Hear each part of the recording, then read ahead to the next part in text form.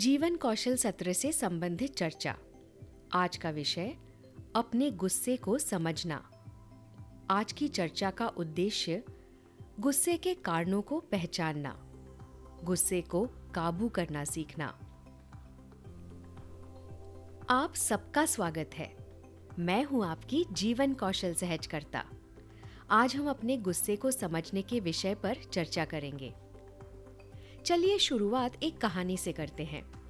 एक बार कविता अपने स्कूल से साइकिल चलाते हुए घर वापस आ रही थी। तभी अचानक रास्ते में एक छोटे से गड्ढे के कारण कविता साइकिल से गिर गई। आसपास जितने लोग थे कविता पर हंस रहे थे। कविता को शर्म महसूस हो रही थी और गुस्सा भी आ रहा था। जब कविता घर पहुंची तो उसकी छोटी बहन से उसकी लड़ाई हो गई।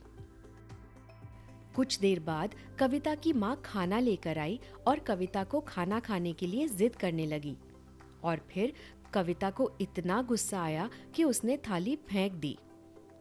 कविता की माँ को समझ में आ गया कि जरूर कुछ हुआ है। फिर कविता को शांत कराते हुए उसकी माँ ने पूछा, क्या हुआ कविता, इतना गुस्सा क्यों हो? कोई परेशानी है तो मुझे बताओ। फिर कविता ने सारी बातें बताई। कविता की माँ ने उसे समझाते हुए बताया कि गुस्सा करने से हमें कई तरह के नुकसान होते हैं। गुस्से का हमारे शरीर पर बुरा प्रभाव तो पड़ता ही है, साथ ही इससे हमारे रिश्तों पर भी बुरा प्रभाव पड़ता है। गुस्से के कारण हमारा शरीर का तापमान गर्म हो जाता है, दिल की धड़कन बढ़ जाती है, मांसपेशियां ऐंठने लगती हैं, आंखें लाल हो जाती हैं और कभी-कभी ज्यादा गुस्सा आने पर हमारा शरीर भी कांपने लगता है।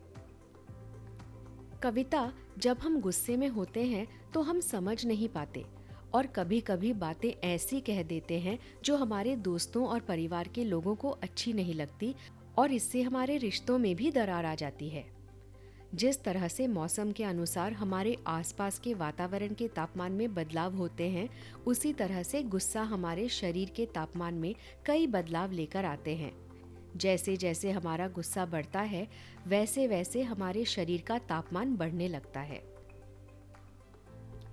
जैसा कि मैंने पहले भी बताया, गुस्से से हमारे शरीर और रिश्तों दोनों पर ही बुरा असर होता है।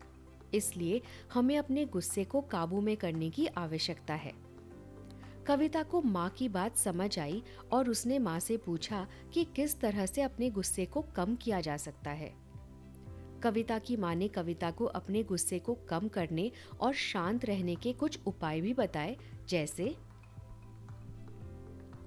10 तक गिनती गिनना, बहस से बचना, अपने आप को शांत करने के लिए गुनगुनाना या गाना सुनना, दोस्तों या परिवार के लोगों को बताना कि आप दुखी या गुस्से में क्यों हैं, प्रार्थना करना, मजाकिया कहानी सोचना, लंबी सांस लेना और सांस छोड़ना। कविता को माँ की बात समझ आ गई। अगले दिन जब वो स्कूल गई तो कुछ बच्चे साइकिल से गिरने पर उसका मजाक उड़ाने लगे। कविता को गुस्सा तो आया, लेकिन अपने को शांत रखने के लिए वो गिनती गिनने लगी। कविता को कोई प्रतिक्रिया न देता देख और बच्चे भी वहां से चले गए। साथियों, जब हम दुखी होते हैं, हमारा गुस्सा और भावनाएं हमें ऐसी चीजें करने और कहने को मजबूर कर देती हैं जिससे कि हम अपनों को ठेस पहुंचाते हैं। ऐसे में हम अपनों के साथ भी सरलता और सम्मान के साथ व्यवहार नहीं कर पाते।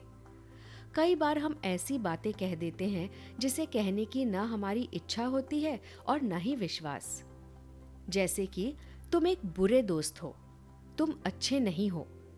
हम हमारे दोस्तों की भावनाओं को ठेस नहीं पहुंचाना चाहते, पर हम इसलिए ऐसी बातें कह देते हैं क्योंकि हम उनसे नाराज हैं। कभी कभी हम ऐसी चीजें भी कर देते हैं जो हमें मुश्किल में डाल देती हैं। हमारे गुस्से को काबू करने के लिए बहुत अभ्यास करने की आवश्यकता पड़ती है। अपनी भावनाओं को काबू करना हमारे लिए बहुत आवश्यक है। हम जितना अधिक इसका उपयोग अपने जीवन में करेंगे, उतने ही बेहतर रिश्ते बना पाएंगे। हालांकि गुस्से की एक सकारात्मक पहलू भी है। गुस्सा किसी स्थिति में एक शक्ति और नियंत्रण की भावना पैदा करता है। जैसे यदि कोई आपके ऊपर कम उम्र में शादी का दबाव बना रहा हो, तो उस स्थिति में गुस्से का प्रदर्शन करना जरूरी भी है। गुस्से से आने वाली शक्ति और नियंत्रण की भावनाएं हमें कई चुनौतियों और कठिन परिस्थितियों से मुकाबला करने में मदद करती हैं। कभी-कभी ये सामाजिक बदलाव लाने के लिए प्रेरित करती हैं। दोस्तों, आशा है कि आज आपने गुस्से के प्रभावों के बारे में जाना होगा और गुस्से को काबू करने के तरीकों को भी समझा होगा। ये कौशल हमें हमारे जीवन में हमारे दोस्तों और परिवार के लोगों के साथ हमारे रिश्तों को बेहतर बनाने में मदद करेगा। जाते जाते आप सभी को एक गतिविधि के साथ छोड़कर जा रही हूँ। उस समय के बारे में सोचिए जब आप बहुत गुस्से में थे। तब आपने अपने गुस्से को कैसे शांत किया?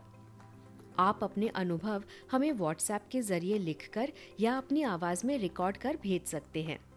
इसके साथ आप गुस्से को काबू करने के तरीकों की लिस्ट में और भी तरीके जोड़ सकते हैं, जिसका उपयोग आप स्वयं को शांत करने के लिए करते हैं।